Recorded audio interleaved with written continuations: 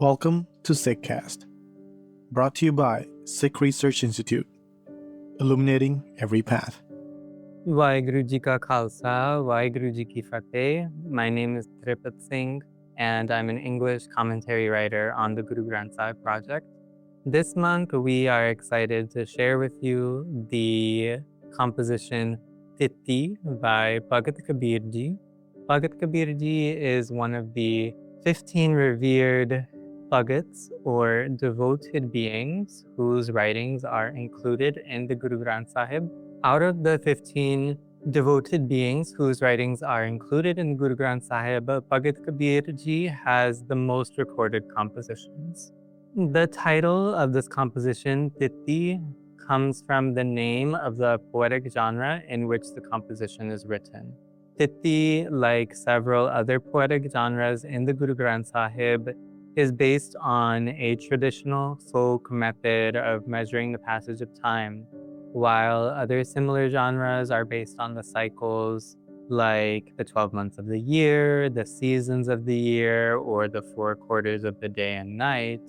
Thiti is based on the lunar fortnight, which begins with a new moon and ends with a full moon, a period of about 2 weeks. As such, this composition opens with a slope and then takes us through 16 different stanzas for each day of the fortnight, beginning with the new moon and ending with the full moon.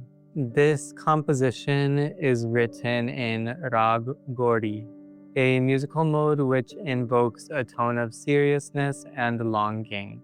It's traditionally associated with the winter season and a longing for the warmth of union with Ek Onkar, the one creative and pervasive force. In that longing, there is a tone of contemplation and a sense of hope that remains, that connection with Ek Onkar will be experienced.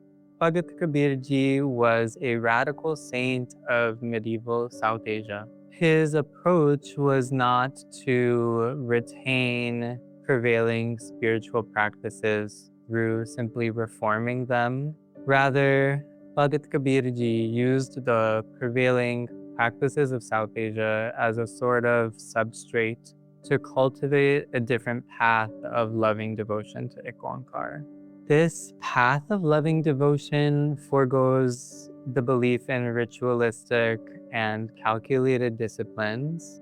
In this composition specifically, this is about forgoing the idea that certain lunar days are meant for specific ritual practices. In this stanza, on each day, Bhagat Kabir Ji invokes a popular traditional belief or practice and offers a radical alternative approach that brings us deeper into loving devotion to Ek Onkar.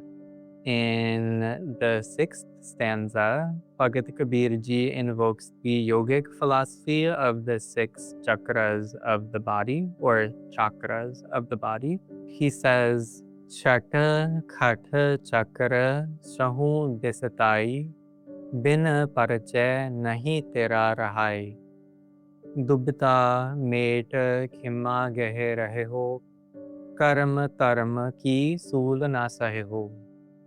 Our team's transcreation of this stanza is delivering the message through the 6th day of the lunar month. Bhagat Kabir Ji states, the human mind, to satiate the cravings of the body, believed to have 6 chakras, continues to wander in all 6 directions. Without the wisdom, Guru, the mind cannot find steadiness. Abandon your sense of duality and embrace the virtues of patience and forgiveness. Do not suffer by falling into the bondage of empty rituals prescribed by the religious texts. So, the philosophy of the chakras has become quite well known worldwide. Generally, people have heard of this idea that by balancing the chakras in the body, one becomes more spiritually aligned. While the invocation of chakras is a relevant point of reflection in and of itself, the underlying message here goes beyond the philosophy of the chakras alone and it extends to the many different philosophies that are present globally, which operate on this same premise that certain practices, such as physical disciplines or following certain diets, align the body's chakras, meridians, or energy systems, and thus make somebody more spiritually aligned. Bhagat Kabirji's invocation of the chakras here serves two different purposes. One, it illustrates that from within the body, desires arise and beings are pulled in multiple directions to satisfy those desires. Bhagat Kabirji is speaking to the entrapments of such systems which seek to quell or even control those internal forces from where desires arise for the purposes of spiritual growth. Bhagat Kabirji isn't outright rejecting these beliefs or saying that they are false. He is, however, pointing to their limitations. He's telling us to avoid becoming caught up in and distracted by these kinds of systems, which suggest that union with Ikonkar can be calculated or transactional. Instead, Bhagat Kabir Ji urges us to follow the wisdom of the Guru. Through the Guru, the mind finds balance. The Guru leads us away from duality, and in the absence of that duality, virtues bloom within us, such as forgiveness and patience. This makes me reflect and think about how strict disciplines often lead to feelings of shame or frustration as well when one doesn't follow prescriptions perfectly or get the desired result. In light of this, the invocation of forgiveness and patience feel particularly ripe here. These are virtues rooted in love and surrender, which arise when we step out of our egos. Instead of focusing on what the body is wanting and wrangling that body with discipline in response, Bhagat Kabirji points to the root problem of duality in the mind, which can be overcome with the wisdom of the Guru through wisdom and through love. The last line of the stanza is very stark. Our team's literal translation of this line is, "Do not bear the pain of ritual practices." I find this line incredibly important and worth reflecting on. Sometimes we don't realize that something that we're doing is really causing pain, especially if we've been told or witnessed it a lot or learned somewhere that it's the right thing to do. Many times people, especially in spiritual or religious contexts, are just trusting and going along with and doing whatever everyone else is doing because that seems to be the way. We might not realize that what we're doing, whatever spiritual practices we're engaged in, are causing pain. They might be causing pain if they are increasing our sense of duality and separation from Ikonkar. Oftentimes they are if they are rooted in this mindset or this approach of calculation and transaction in our relationship with Ikonkar. Are we seeking some kind of transactional benefit from our spiritual, quote-unquote, pursuits?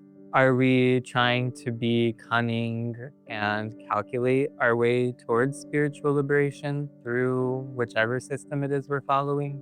Bhagat Kabirji is warning us against all of this because it perpetuates the pain of separation. Instead, he urges us to walk the path of loving devotion, which we learn from the Guru.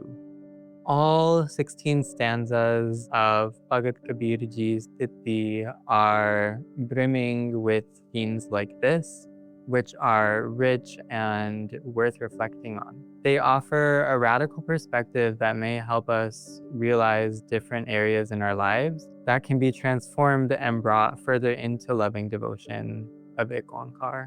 I invite you to explore the literal translation and the interpretive transcreation. Allow yourself time to reflect and really soak in the messages of these stanzas as you read through the commentaries. The historical dimensions, footnotes, and word definitions, as always, are provided and full of rich material as well. Waheguru Ji Ka Khalsa, Waheguru Ji Ki Fateh.